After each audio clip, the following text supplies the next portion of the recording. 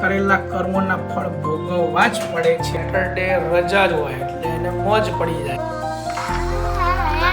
मुझे पहले पकड़ के दिखाना પિક્ચર એનું જરાય દેખભાલ કરતો હોય તો હાલો અમે અત્યારે આવી ગયા છે મસ્ત મજાનું મૂવી જોવા. 2011 ની અંદર જે અટેક થયો હતો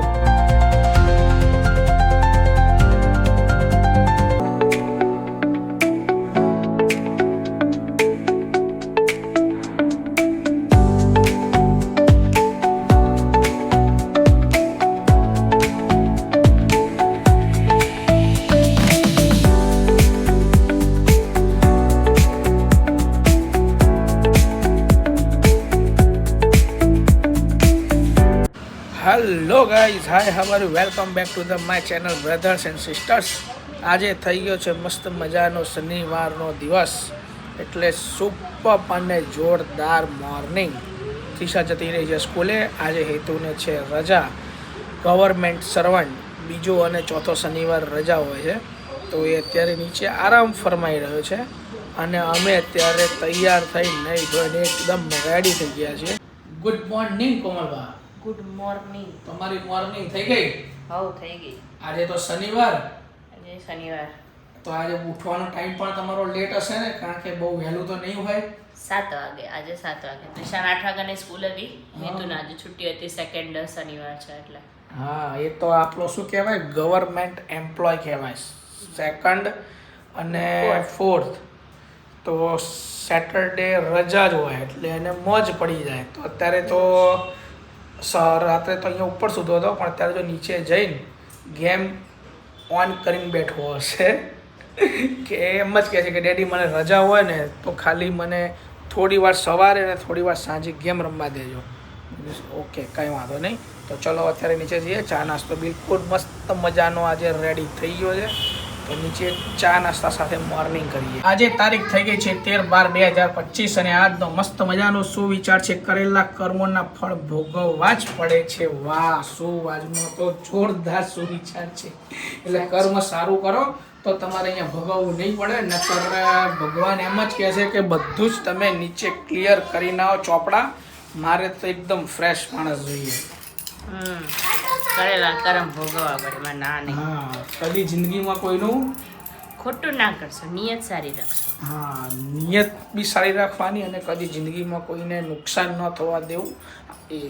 એનું નુકસાન એટલે એ હાથે કરીને ખાડામાં પડે બે નંબરની વાત છે, પણ આપણી નજરની અંદર જો આવતું હોય અને આપણાથી ખોટું થતું હોય તો એ ન થવા દેવું. તો ચલો મળીએ. એ તો અત્યારે જોયો, હું નહોતો કહેતો નીચે આવીશ એટલે ગેમ રમતો હશે. ગેમ રમે છે ને તો लेके मुझे पहले पकड़ के दिखाना जरा ગાડી ચલાવે.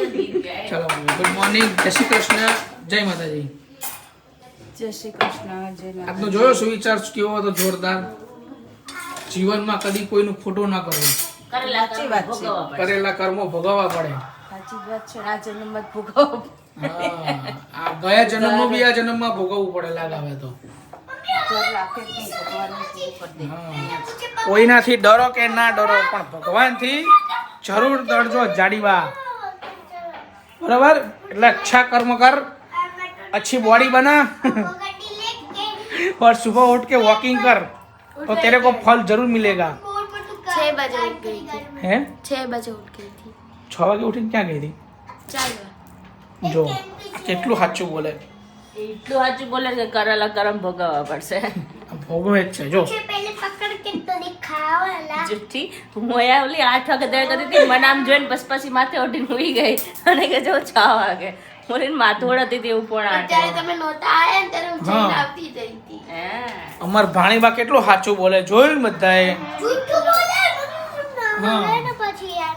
તું હલે તો આમાં શું પ્રોબ્લેમ છે? હું તને હલાવું. હા? એમાં હલી જાય ને તો એની ગાડી હલી જાય. તને ખબર છે, ગાડી ડ્રાઈવ કરતા હોય ને તો એને બહુ હલવું નહીં. શું કે સાચી વાત નહીં? તું નકર શું થાય? પોલીસના હાથમાં તો જો આની પાછળ પોલીસ પડી ગઈ, બહુ ઓલું કરતો હતો ને. પોલીસની ગાડી લઈને ભાગે તો પોલીસ જ વાહે પડે ને. જો ગાડી પોલીસની યાર.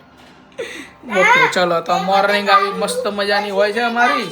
અને ચા નાસ્તો પણ બિલકુલ જોરદાર મોર્નિંગમાં અમારો રેડી થઈ ગયો છે. તો ચા નાસ્તો કરીને પાછા મળીએ ઓફિસે. 10:30 વાગવામાં 2 મિનિટ બાકી છે અને અમે આવી ગયા છે ઓફિસે હાજરા હજુર. રોજનો શિડ્યુલ ને રોજનો ટાઈમ 9 વાગે ઓફિસે આવી જવાનું ને 8 વાગે ઓફિસે ક્લોઝ કરી દેવાની. પછી જો અમારા કોમલબા એમાં મોજ કરી રહ્યા છે એડિટિંગમાં. આજે તો જોરદાર. કોમલબા આજનો શું શિડ્યુલ છે પ્રોગ્રામમાં? શ્રીમદની કેસેટ છે પૂરી કરવાની છે. હા ઓકે. પછી એના પછી નેક્સ્ટ શું પ્રોગ્રામ છે આજનો આપણો? પિક્ચર મૂવી યાર ધુરંધર જોવા જાઉં તો ક્યારનું આજે ફાઇનલી મેળ પડી ગયો. અમારો ટિકિટ બુક થઈ ગઈ છે. આજે તો કોમલબાએ ફાઇનલી ધુરંધર મૂવી જે બહુ જ મસ્ત મૂવી બનાવ્યું છે તો એ જોવા જવાનો આજનો પ્રોગ્રામ શિડ્યુલ સેટ કરી દીધો છે. આઈ થિંક કેટલા વાગ્યાનો શો છે? 10 વાગ્યાનો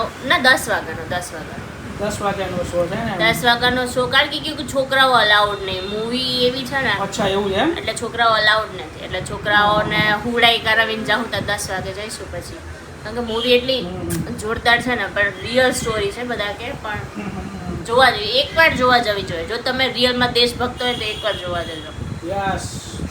તો જરૂરથી આજે આપણે જઈએ પછી મૂવી કેવું લાગે છે પછી આપણા વ્યુઅર્સને આપણે કહીશું કે મૂવી બહુ જ સારું છે કે ઠીક છે કે નથી સારું. પણ આઈ થિંક બધા એવું કહે છે કે મૂવી બહુ મસ્ત છે. તો હવે તો જોયા પછી જ ખબર પડે. ઓકે તો ચલો અત્યારે હવે કામકાજમાં લાગી જઈએ કારણ કે પછી ત્રિષા ગઈ છે સ્કૂલે. તો એમણે 11 વાગશે એટલે એને સ્કૂલે લેવા જવાનો ટાઈમ થઈ જશે. તો અત્યારે કામમાં ફૂલ મોજ કરી લઈએ. અત્યારે 1 વાગી ગયો છે અને જમવાનો પણ ટાઈમ થઈ ગયો છે. ટાઈમ ક્યાં જતો રહે છે એને ખબર જ નથી પડતી. થોડી વાર પહેલાં જ હમણે 10-15 મિનિટ પહેલાં જ નાસ્તો કરીને આવ્યા હોય ને એવું જ ફિલિંગ થતું હોય છે. પણ અહીંયા ઓફિસે આવીએ છીએ તો કામના હિસાબે કલાક 2 કલાક કે આખો દિવસ ક્યાંય જતો રહે છે એને ખબર જ નથી પડતી. જમાનો એટલો બધો ફાસ્ટ થઈ ગયો છે કે સમજો કે યાર પત્તા ખબર નથી પડતી. હમણાં ટૂંક જ સમયમાં 2025 પતી જશે અને 2026નું વેલકમ પણ થઈ જશે. તો ચલો એ તો એનું શિડ્યુલ એનો ટાઈમ ને બધું જ એમની રીતે એડજસ્ટ કરતા રહેશે. અત્યારે તો ફિલહાલ જમવાનો ટાઈમ થઈ ગયો છે. મસ્ત મજાની ઘરે રસોઈ બની છે તો પહેલાં જમી લઈએ પછી તમને અમે મળીશું પાછા બ્લોગમાં. વાગ્યા છે 8. થઈ ગયા છે પીઝા રેડી. કાલે દુખાતું હતું પેટમાં અને આજે પીઝા ખાધા.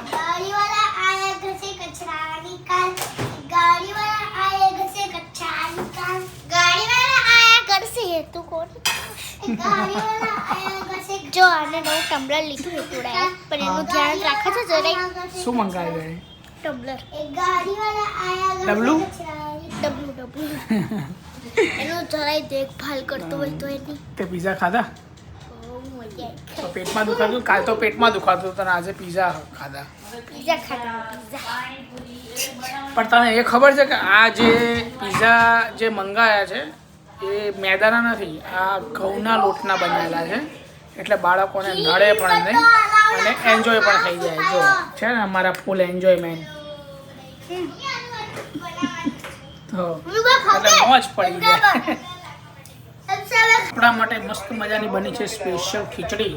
2 પિઝા ખવાઈ ગયા પછી ખીચડી ખાવા બેઠા. પછી આપણા માટે બની સ્પેશિયલ ખીચડી. જો આ પીઝા હું ઓર્ડર જ નહીં, આ મેદાનો. અને મિની પીઝા કેટલા હતા? 5 હતા. ઘઉંનો ખવાય તો આપણે જ લેવા હતા બધા. ઘઉંનો પીઝા ખવાય કે મેદાનો પીઝા ખવાય? ઘઉંનો જ લાવ્યો તો. તે ઘઉંના તો છે. અરે એ ઘઉંના તો છોકરાઓ ખતમ કરી કે મોટા વાળા વધ્યા નહીં. પણ એમાં એવું છે ને કે આ રહ્યો ને હવે એની પાસે મેદાનો જ હતો, ઘઉંનો નતો. પણ તો મિની પીઝાના 2 પેકેટ લાવતા ને. એટલે હવે મને શીખવા મળ્યું ને. અત્યાર સુધી મને શીખવા નતું મળ્યું, હવે મને શીખવા મળ્યું. હવે સાચી વાત નહીં તું બહુ ના ખાઈ જાઓ, માપમાં ખાજે. અરે તું જા રે. શું યાર આ નવો ડાયલોગ કરે? તું જા રે, અબે તું જા રે. ક્યાંથી શીખીને આવ્યો? એ ટ્રેનમાં હતો આપણે ત્યાંનો. કઈ વાત કે અરે તું જા રે, તો તું જા રે. અરે તું જા રે. અરે